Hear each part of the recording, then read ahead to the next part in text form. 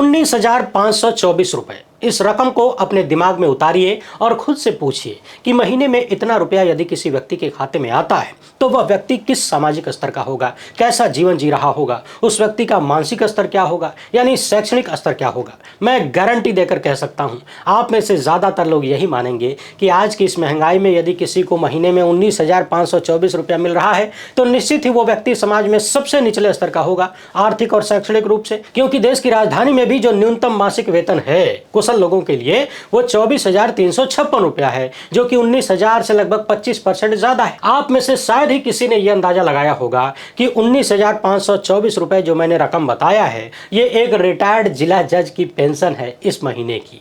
क्या हुआ, सुनकर चौंक गए? जी हां, यही है भाजपा के बनाए हुए पूर्व प्रधानमंत्री स्वर्गीय श्री अटल बिहारी वाजपेयी जी का सबसे बड़ा योगदान, जो उन्होंने न्यू पेंशन स्कीम के नाम पर लोअर जुडिशरी को दिया है। और इसी के साथ न्यायपालिका में भयंकर भ्रष्टाचार के बीज भी बो दिए हैं। हाल ही में एक रिटायर्ड जिला जज ने अपनी पेंशन को लेकर जो दुखड़ा मुझे सुनाया वो सच में बहुत ही आश्चर्यजनक है। इस वीडियो में हम यही बात करेंगे कि सुप्रीम कोर्ट और हाई कोर्ट के जजों को पेंशन किस तरह मिलती है, कैसे एनपीएस के जरिए लोअर जुडिशरी में भ्रष्टाचार को जन्म दिया गया है, जिसका सीधा असर आम जनता यानी आप पर हो रहा है। क्योंकि ज्यादातर लोग हाई कोर्ट और सुप्रीम कोर्ट नहीं जाते, पहला सामना निचली अदालत से ही होता है और वहां के जज मजबूर हैं भ्रष्टाचार करने के लिए, भ्रष्ट होने के लिए, अपनी कलम को बेचने के लिए। और ये मैं नहीं कह रहा हूं, जुडिशरी में ही मौजूद तमाम लोग हैं जो आए दिन बता रहे हैं और उसका कारण भी बता रहे हैं। समझने वाली बात यह है कि जस्टिस रेड्डी कमीशन ने साफ तौर पर सारी बातें लिख दिया, मगर फिर भी सुप्रीम कोर्ट उस पर खामोश है। ये खामोशी क्यों है, सरकारी चुप्पी क्यों है? नेताओं के लिए, एमपी एमएलए के लिए तो वही सरकारें झोली खोल कर बैठी हैं,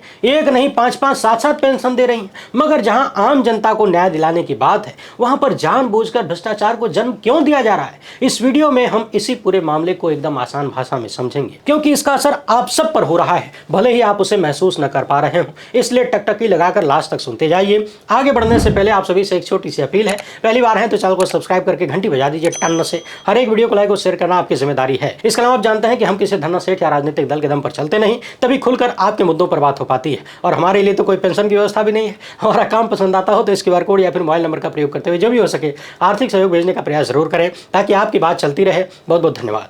सबसे पहले तो ये समझिए कि देश में तमाम संवैधानिक पदों पर बैठे हुए लोग हों, एमपी एमएलए से लेकर तमाम बड़े अधिकारी हों और जज जो भी हैं, इन सबको जनता के टैक्स के पैसे से तमाम सुविधाएं क्यों दी जाती हैं? दरअसल व्यक्ति के जीवन की कुछ मूलभूत आवश्यकताएं होती हैं जिन्हें पूरा करना जरूरी है। जब तक वो पूरा नहीं होगा व्यक्ति किसी अन्य कार्य के बारे में सोच भी नहीं सकता। कहावत है कि भूखे भजन न होए गोपाला।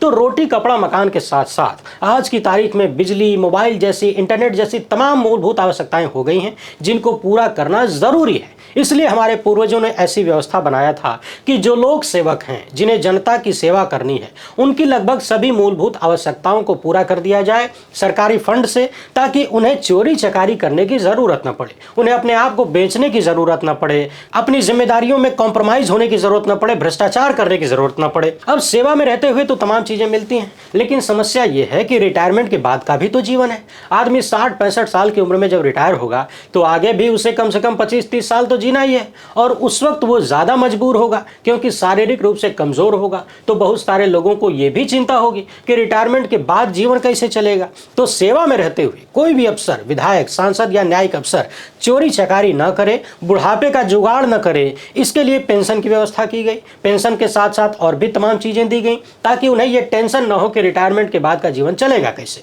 और रिटायरमेंट के बाद का अपना जीवन सुधारने के चक्कर में आज वो सेवा में रहते हुए भ्रष्टाचार न करें। तो पेंशन देने का और रिटायरमेंट के बाद कुछ सुविधाएं जारी रखने का मूल कारण यही था कि जो लोग सेवक हैं वो दिल लगाकर जनता और देश की सेवा करें, उन्हें अपने व्यक्तिगत जीवन और परिवार के जीवन की टेंशन न हो, खासकर आर्थिक रूप से। हालांकि एक सच ये भी है कि आदमी की भूख की कोई सीमा थोड़ी ना है। कुछ लोग तो इतने भुक्खड़ होते हैं कि वो मान कर चलते हैं कि उनकी आने वाली पीढ़ियां सब निठल्ले और निकम्मे ही होंगे, कामचोर होंगे, इसलिए कई पीढ़ी का जुगाड़ खुद ही करने बैठ जाते हैं। उन्हें आप चाहे जितनी व्यवस्था दे दीजिए कम ही लगेगी, चोरी जरूर करेंगे, मगर फिर भी बहुतायत में ऐसे लोग ही हैं जो अपने जीवन की जरूरतों के पूरा होने पर भ्रष्टाचार नहीं करते, अपने आप को बेचते नहीं है, कॉम्प्रोमाइज नहीं होते। उनके पास दो चीजें होती हैं, एक तो पेंशन का भरोसा, दूसरा पेंशन रुक जाने का डर।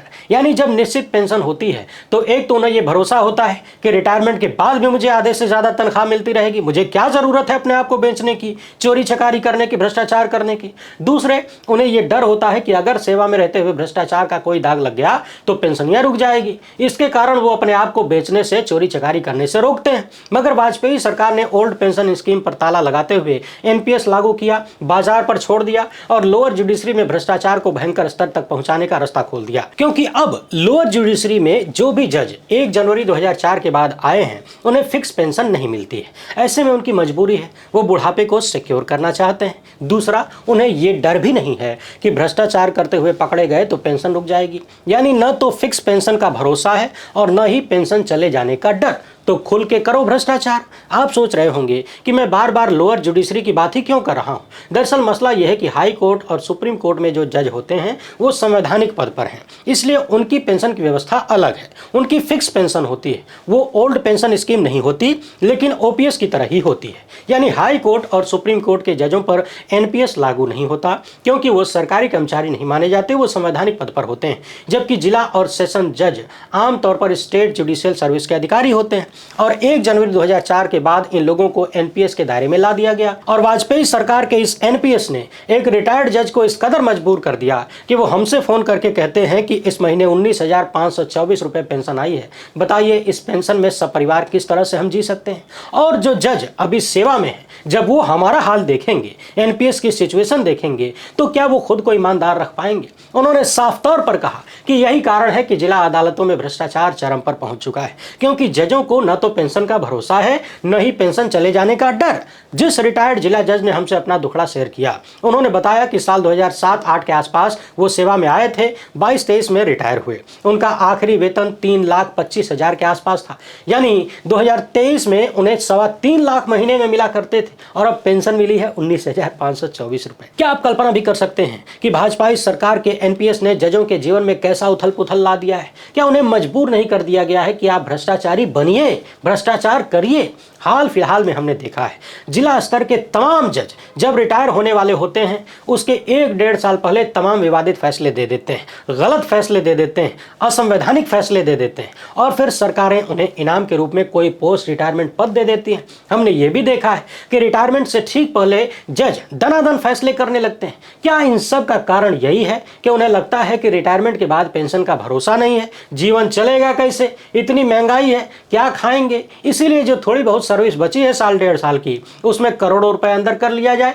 पकड़े भी गए तो क्या चला जाएगा, यही ना कि पेंशन रुक सकती है, वो पेंशन जो 19,524 रुपए की मिली है। इतना ही नहीं, रिटायर्ड जज ने यह भी बताया कि उनकी स्थिति तो फिर भी कुछ ठीक है, परिवार पहले से कुछ संपन्न है, लेकिन कुछ बैचमेंट हैं जो कि हद से ज्यादा परेशान हैं। उनकी आर्थिक स्थिति बहुत ज्यादा खराब है। उन्हें समझ नहीं आ रहा कि रिटायरमेंट के बाद अब कौन सी नौकरी करें, कहां जाके ठेलियां लगाएं, कहां जाके पान गुटखा बेचें, क्या करें, जीवन कैसे चलाएं। अब आप जरा सोचिए, रिटायर्ड जिला जजों की आर्थिक स्थिति जब वर्तमान जिला जज और सेशन जज देखेंगे तो क्या वो खुद को ईमानदार रख पाएंगे। क्या वो भी ये सोचेंगे कि रिटायरमेंट के बाद हम भी ठेलियां लगाएंगे। यहां आपको एक बात और बता दें, 2004 से पहले के जो रिटायर्ड जिला जज हैं, लोअर जुडिशरी के अधिकारी हैं, उनकी पेंशन आज की तारीख में 1.5 लाख से ज्यादा है। यानी एक ही नौकरी से रिटायर हुए एक व्यक्ति को 1.5 लाख से ज्यादा मिलता है और दूसरे को 20,000 भी नहीं मिल रहा है। अभी नेताओं की बात पर आएंगे, मगर उससे पहले सवाल यह है कि सरकार और सुप्रीम कोर्ट इस मामले पर कुछ कर क्यों नहीं रहे। तो जरा टकटकी लगाकर सुन लीजिए। आपके स्क्रीन पर जो रिपोर्ट दिख रही है, ये सेकंड नेशनल जुडिशियल पे कमीशन की रिपोर्ट है। इसे जस्टिस रेड्डी कमीशन भी कहा जाता है। 65 पन्ने की इस रिपोर्ट में justice PV Reddy, justice R Basant और जज विनय कुमार गुप्ता की कमेटी ने साफ साफ रिकमेंड किया था कि लोअर जजों के लिए जो पेंशन की व्यवस्था है वो पुरानी पेंशन जैसी ही बनाई जानी चाहिए और ये न्यायपालिका की स्वतंत्रता के लिए बहुत जरूरी है कि जजों को रिटायरमेंट के बाद वित्तीय सुरक्षा मिले, क्योंकि अगर उन्हें रिटायरमेंट के बाद वित्तीय सुरक्षा नहीं मिलेगी तो रिटायरमेंट से पहले बहुत स्वतंत्र नहीं रह पाएंगे वो।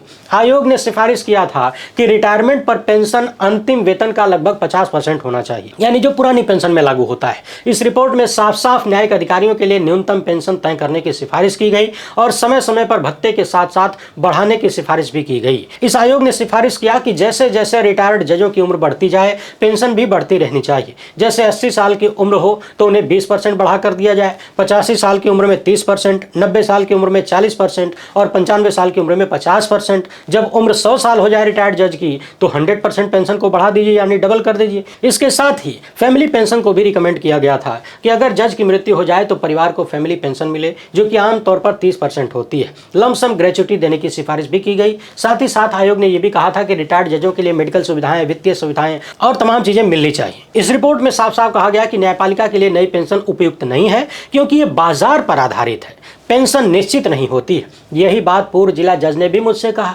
कि अभी बाजार गिरा हुआ है तो मुझे इस बार 19,524 रुपया ही पेंशन मिली है। अब आप दर्शक जरा बताइए कि क्या आदमी अपना खाना पीना बाजार को देखकर तय करेगा? इस महीने बाजार चढ़ी है, चलो पनीर खा लेते हैं, अगले महीने बाजार गिर गई, चलो नून रोटी खा के जी लेते हैं। क्या करें? क्या वो मजबूर नहीं होंगे अपनी कलम बेचने के लिए? क्या व्यवस्थित ढंग से उन्हें भ्रष्टाचार में लिप्त होने के लिए उकसाया नहीं जा रहा है? इस आयोग की कुछ सिफारिशों को हाल फिलहाल में स्वीकारा भी गया, मगर ओल्ड पेंशन वाला मामला अटका पड़ा है। इसे लेकर 17 मार्च को सुप्रीम कोर्ट में सुनवाई भी है, जिसे कि सुप्रीम कोर्ट के चीफ जस्टिस सूर्यकांत देखेंगे, सुनेंगे। समझने वाली बात यह भी है कि यह मामला जितने साल से सुप्रीम कोर्ट में लटका है, तब से कम 3-4 चीफ जस्टिस आकर चले गए, मगर अपने ही संस्था के लोगों को न्याय नहीं दे पाए। मुझे जहां तक याद है, हाल ही में चीफ जस्टिस सूर्यकांत ने ही किसी कार्यक्रम में लोअर जुडिशरी की महत्ता को बड़े विस्तार से समझाया था। उन्होंने कहा था कि आम आदमी सबसे पहले लोअर जुडिशरी का ही सामना करता है, वहीं पर पहुंचता है। न्याय पाने की पहली सीढ़ी लोअर जुडिशरी है। अब सवाल यह है कि माननीय चीफ जस्टिस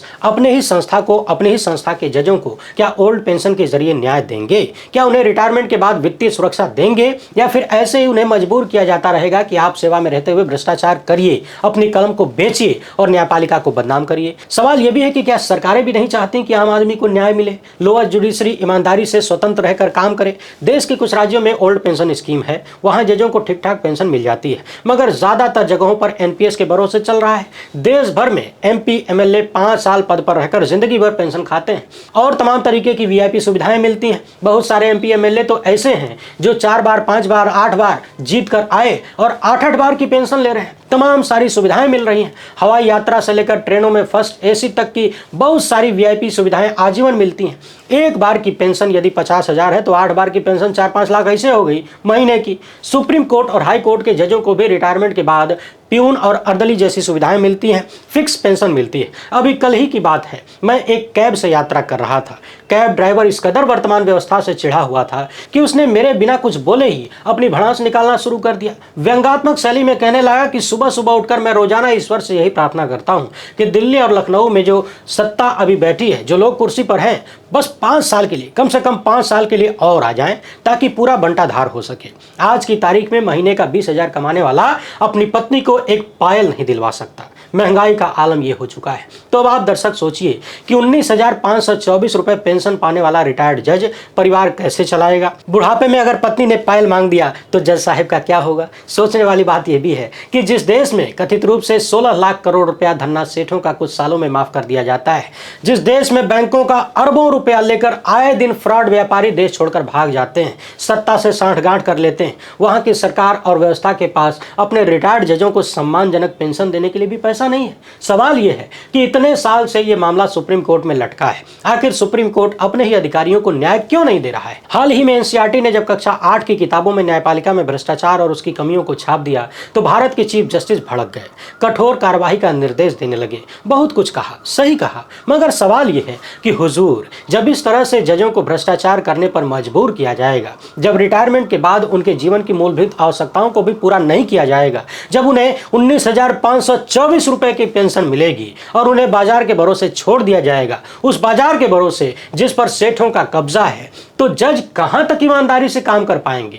जब वो ईमानदारी और लगन से काम नहीं करेंगे तो लंबित मामलों की संख्या बढ़ती जाएगी, भ्रष्टाचार की शिकायतें बढ़ती जाएंगी और जनता का भरोसा टूटता जाएगा। सोचिए कि जब देश भर में हजारों की संख्या में लोअर जुडिशरी के जज खुद के लिए सुप्रीम कोर्ट से न्याय नहीं ले पा रहे हैं, वो भी कई साल से, तो आम आदमी को न्याय कहां से मिलेगा और न्यायपालिका पर भरोसा मजबूत कैसे होगा? जब न्यायपालिका के भीतर के लोग ही खुद के लिए भरोसा नहीं जुटा पा रहे तो दूसरों को भरोसा कहां से देंगे? और जब आज समाज की सेवा में रहते हुए यानी 2004 के बाद जो लोग सेवा में आए हैं वो अपने पुराने जजों की हालत देखेंगे तो निश्चित तौर पर टेबल के नीचे वाला कार्यक्रम शुरू कर देंगे और टेबल के नीचे से न्याय उन्हें ही मिलेगा जो ताकतवर होंगे, जिनके पास पैसा होगा, धन बल होगा। फिर आम आदमी का क्या होगा? अरे टेंशन मत लीजिए, वही होगा जो मंजूर खुदा होगा। नहीं मिलेगा न्याय, करते रहेंगे हाय हाय। वैसे आप इस मामले पर क्या सोचते हैं? अपनी राय कमेंट बॉक्स में जरूर लिखिएगा। पहली बार है तो चैनल को सब्सक्राइब कर लीजिए। हमसे जुड़ने के लिए बहुत बहुत धन्यवाद। जय हिंद।